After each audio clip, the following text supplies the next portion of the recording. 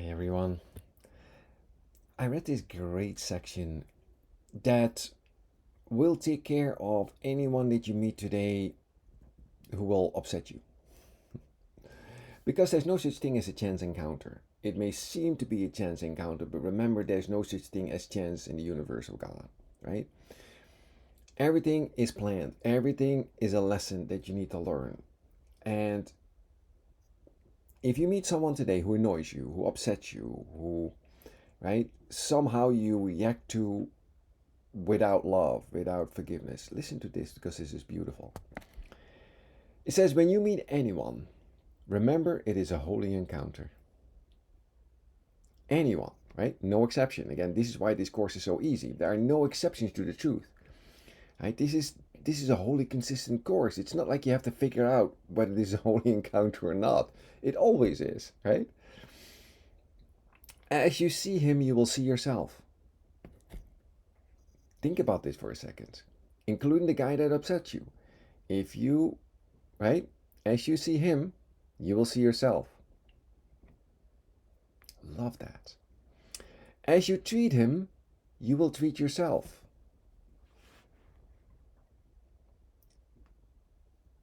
Let that sink in for a moment because these sentences are loaded. There's such a tendency to keep reading, right? But like, let that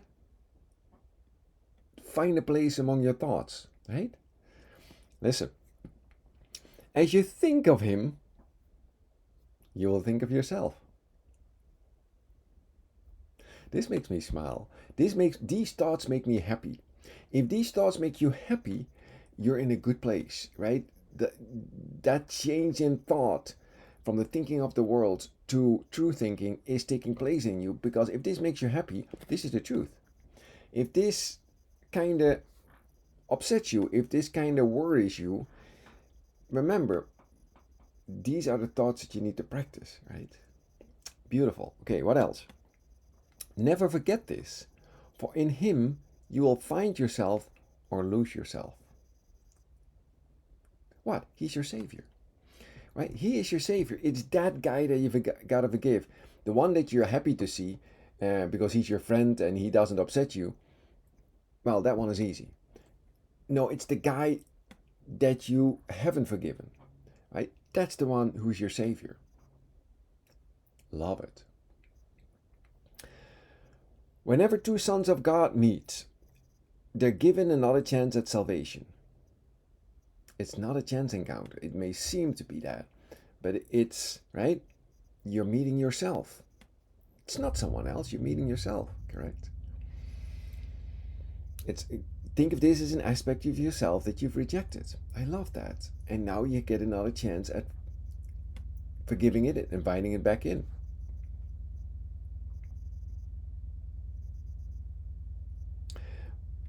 Do not leave anyone without giving salvation to him and receiving it yourself. I love that.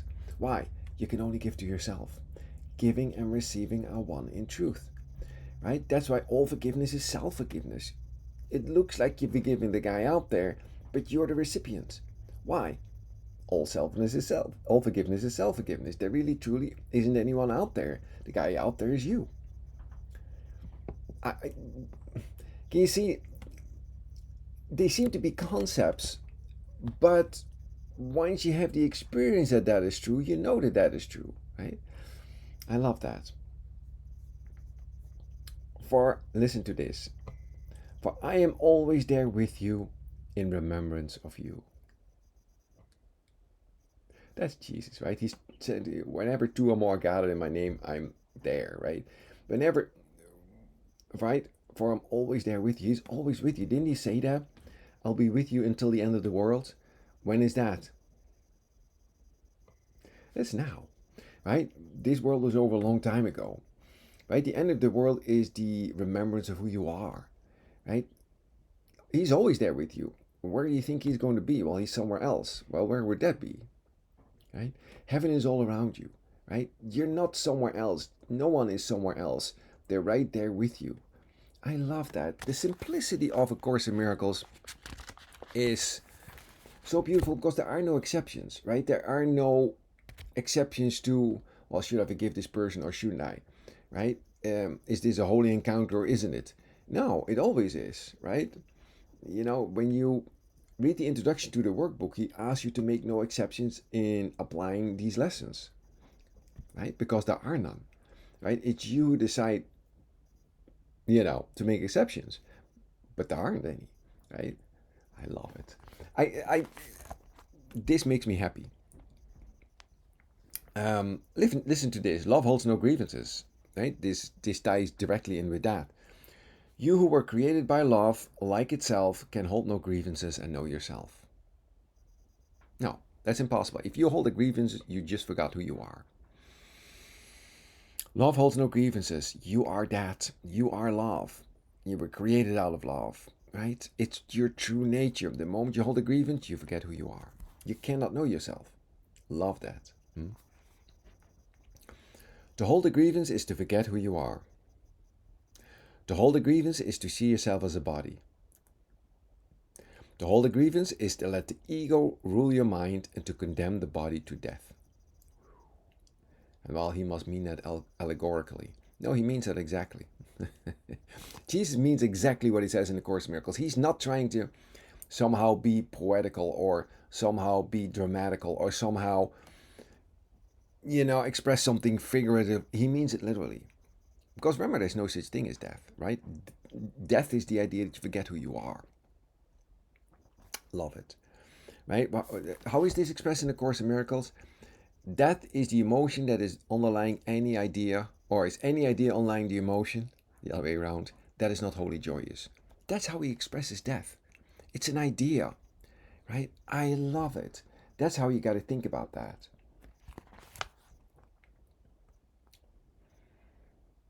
Perhaps you do not yet fully realize just what holding grievances does to your mind. It seems to split you off from your source and make you unlike him. But that's exactly how this all started. Why do you think you're separate from source? Because you're holding on to grievances. Grievances seem to split you off from source. That's how fundamental this is. And this is why Course in Miracles is a course in forgiveness. It's a course in letting go of your grievances. Can you see? And it's a practice. So anyone that you're going to meet today is going to be your savior because he's giving you another opportunity to forgive yourself. To forgive him, right? To forgive yourself by forgiving him. He's going to be a savior and he's going to upset you. And because of that, he's going to give you another chance at forgiving yourself. I hope that makes sense. Makes sense to me. And for many of you, I know this makes sense as well. It's that action of mind, that determination to no longer make exceptions to who you're going to forgive and who you're going to bless, because there is no difference, right? It's real easy to to bless someone who you just is being your friend and you're happy to see him. Sure, but what about the guy that just cut you off in traffic, right? It makes me smile. It's just, this is a happy, to me this is a happy course, right? If I forget for a moment, I'll remind myself. I'll be reminded because I'm in a constant practice of this. Sure, there'll be a moment that for a moment you forget, but it's not that. It's like, how fast will you remember, right?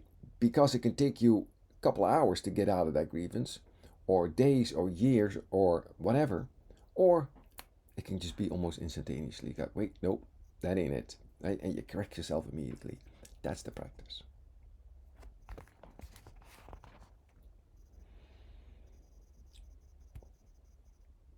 It makes you believe that he is like what you think you've become, right? You always make God in your own image. For no one can conceive of his creator as unlike himself. I love it. Shut off from yourself, which remains aware of its likeness to its creator. Yourself seems to sleep, while the part of your mind that weaves illusions in its sleep appears to be awake. I love that. Can all this arise from holding grievances? He's asking the question. Can all this arise from holding grievances? Oh, yes. For he who holds grievances denies he was created by love, and his creator has become fearful to him in his dream of hate. Who can dream of hatred and not fear God? I love that. I love that. That's why You know, when you're asleep in this world, you're afraid of God, right? That's why a lot of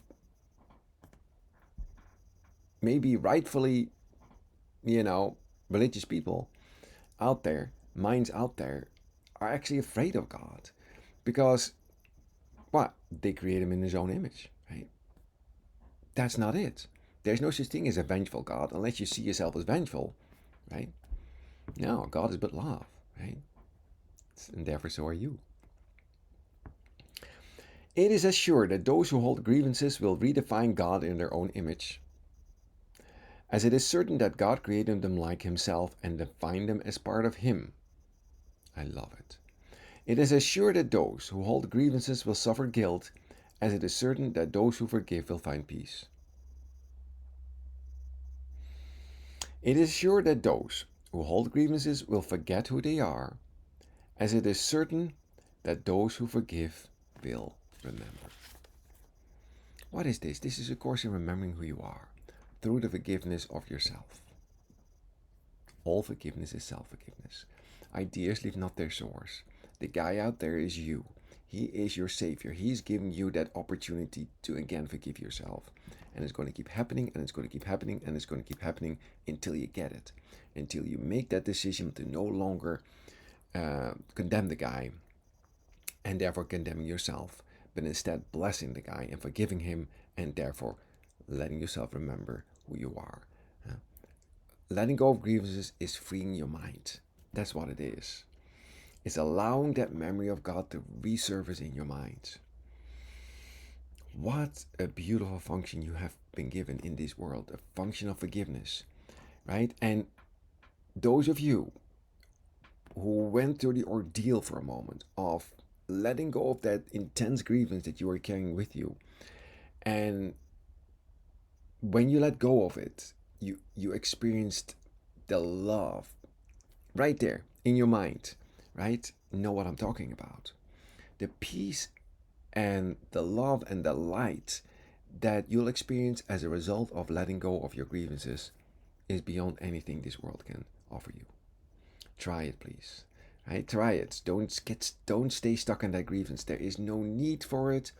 It's only you insisting on being right. The fact of the matter is, you're always wrong.